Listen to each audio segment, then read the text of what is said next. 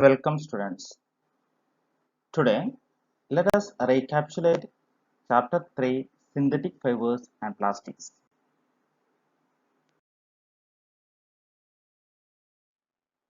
Synthetic fibers.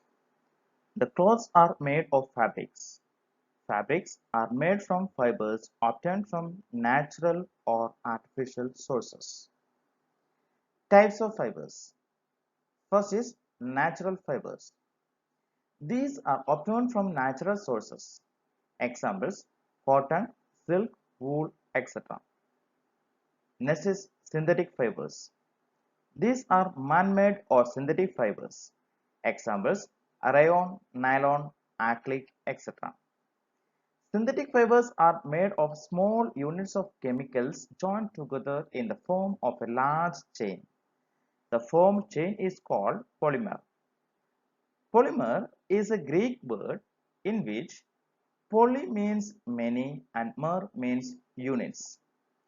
So, a polymer is made of many repeating units. Polymer occurs in nature also. Example: cotton is a polymer called cellulose. Cellulose is made up of a large number of glucose units.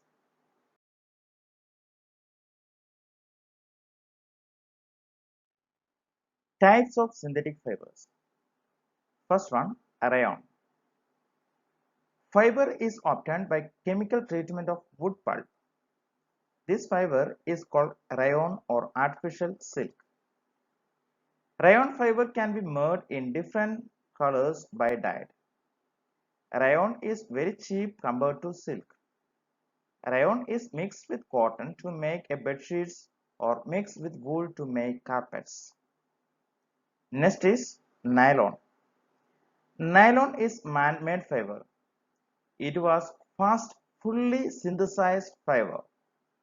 The production of nylon was started without using any natural raw materials, such as from plants or animals. It is synthesized from coal, water, and air. Cloths from nylon are very strong, elastic, and light, luxurious, and easy to wash. Firstly, nylon was used in making bristle of toothbrush commercially. After that, it was used for making fabrics.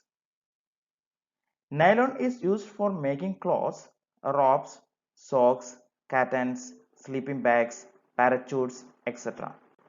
The nylon fiber is stronger than a steel wire. Next, synthetic fiber, polyester. Polyester means poly plus ester.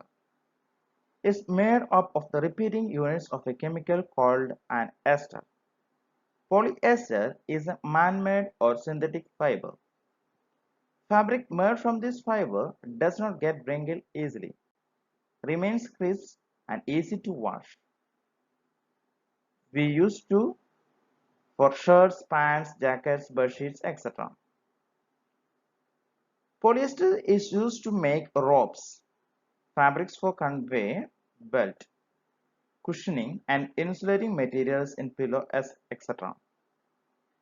Terracotta is made by mixing of two types of fibers, terling and cotton.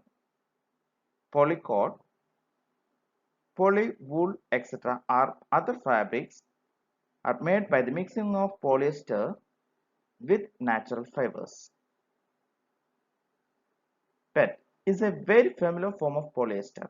It is used for making bottles, utensils, films, wires, and many other useful products. Next, another important synthetic fiber, that is acrylic. Acrylic is man-made or synthetic fiber. Acrylic resembles wool. It is also called an artificial wool or synthetic wool. Acrylic is cheaper than natural wool and can be made in various colors by dyeing. Clothes are made from acrylic are relatively cheaper than clothes are made by wool. Acrylic is used in making sweaters, blankets, and other many clothes.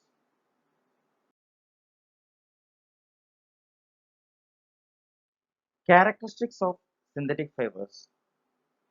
Synthetic fibers are cheaper, stronger, and durable than natural fiber.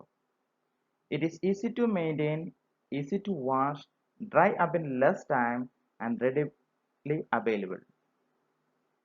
Synthetic fibers possess unique characteristics which make them popular dress materials.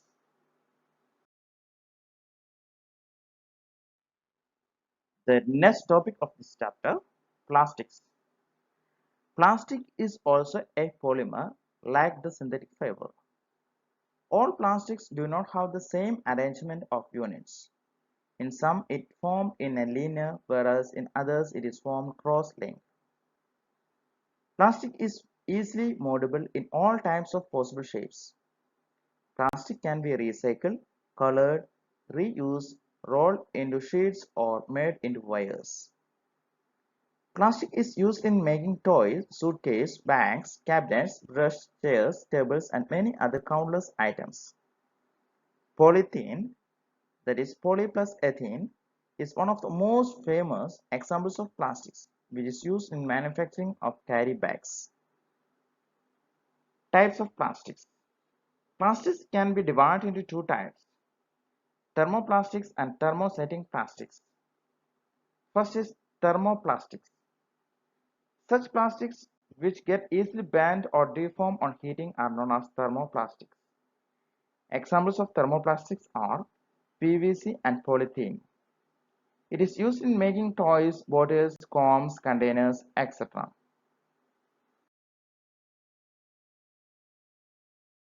Thermosetting plastics. Plastics which when molded once cannot be softened or deformed by heating. These are called thermosetting plastics. Examples of thermosetting plastics are bakelite and melamine. Melamine is versatile material and poor conductor of heat. It resists fire, thus it used in making floor tiles, kitchen materials, fabrics which resist fire. Bakelite is pure conductor of electricity and heat. Thus, it is used for making electrical switches, handles of various utensils, and other electrical appliances. Plastics as a material of choice. Plastics has a lightweight, lower price, good strength, and easy handling. Being lighter as compared to metals, plastics are used in cars, aircrafts, and spacecrafts too.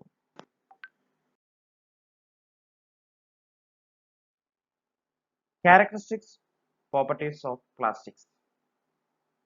First point, plastic is non-reactive.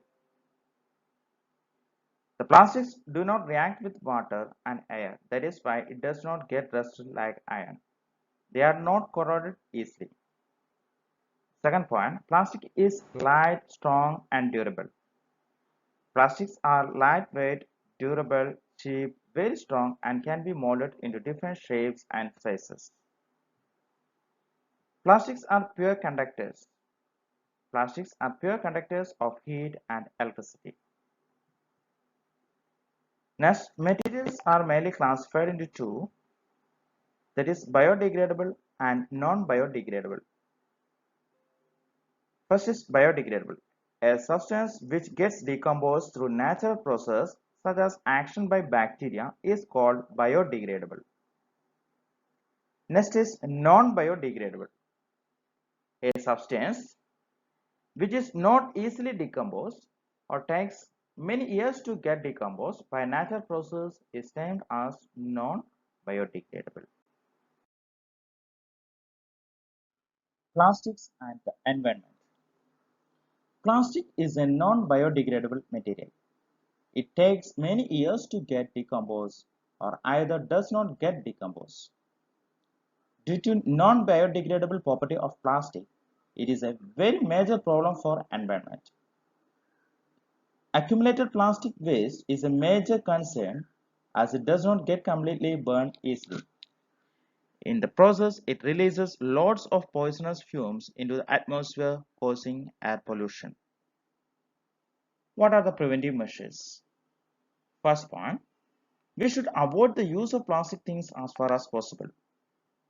Second point, do not throw plastic bags in the water bodies or on the road. Third point, the biodegradable and non-biodegradable waste should be collected separately and disposed of separately. As a responsible citizen, for dealing with plastic waste, we should follow the 4R principle: reduce, reuse, recycle, and recover.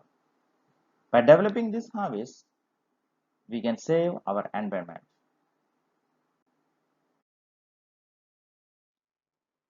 With this, we are concluding this chapter. Thank you. Stay at home and stay safe.